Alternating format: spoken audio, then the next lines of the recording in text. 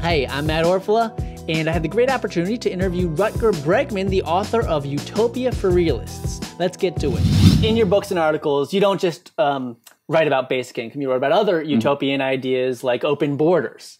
So I think many people were surprised when during your RSA talk, for example, you said Donald Trump is the most utopian thinker of our time. How is Donald Trump a utopian thinker in your eyes? Well, every milestone of civilization that we have right now was once a utopian fantasy.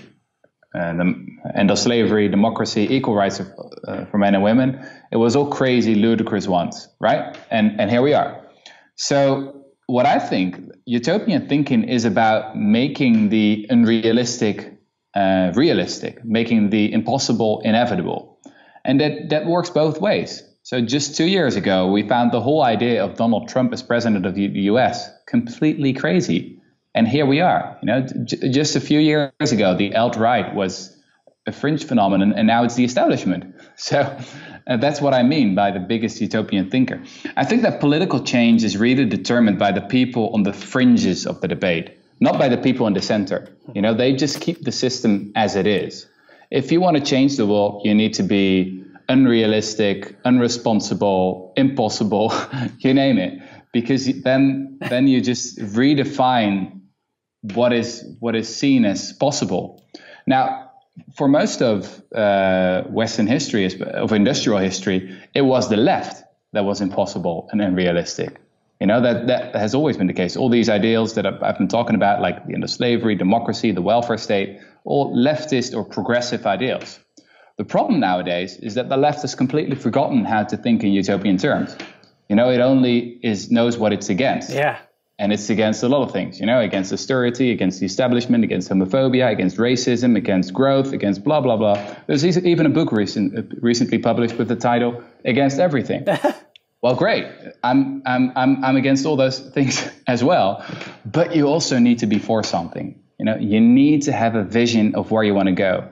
So, and let that vision be unrealistic, because you then redefine what is possible.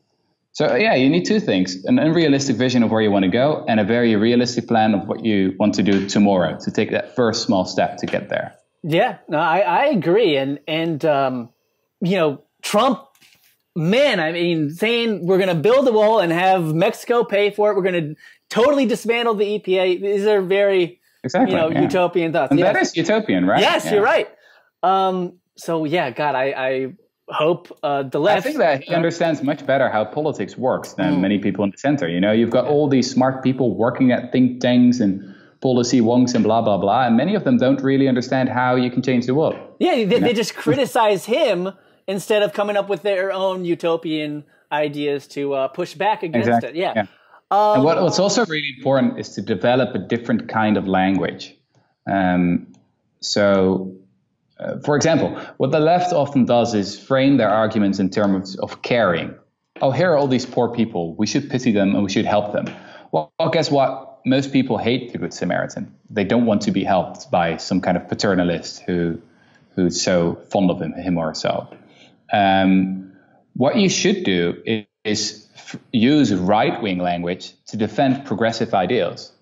And that's what I try to do in my book. You know, use the language of efficiency, innovation, growth, progress, you name it, and use that language to defend a basic income, for example. Venture capital. I think a basic income is... I was just going to say. I think the basic income is venture capital for the people. It's incredibly efficient. It has a huge return of investment. It will give people the freedom to decide for themselves what to do with their lives.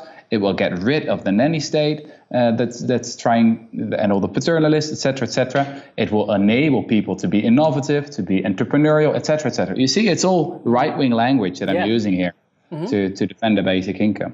And it really does have appeal to, the right and Republicans here in the U.S. Exactly, it should. Yeah. But let me ask you, a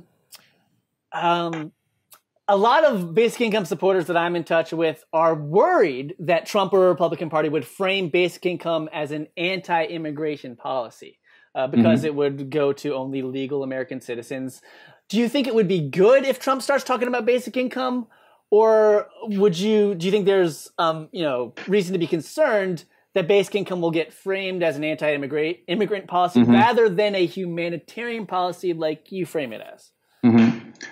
Well, that's a really difficult decision. I have no idea about what to think about Trump. I mean, just a few days ago, he was completely against doing anything in Syria, and now he's bombing the country. I mean, that it's very hard to say what you want him to think, or if you want him to think at all. Yeah. Maybe it's just better if he watches television and tweets. Yeah. But anyway, I mean, this episode in American history will pass, and especially in the long run.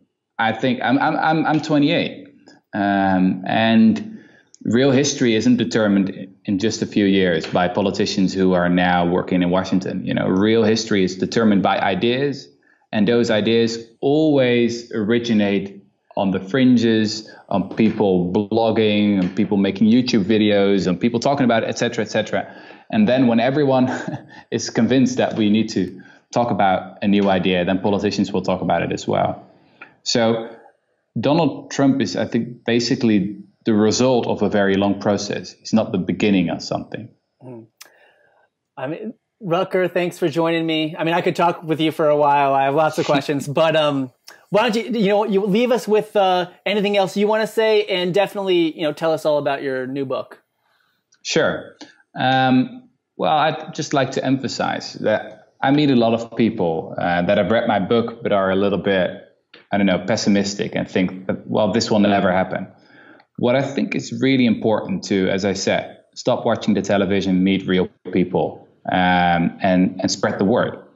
Understand that, real politics isn't being done in places like Washington or Westminster, but it's just being done at the local level where people come together and talk about new ideas.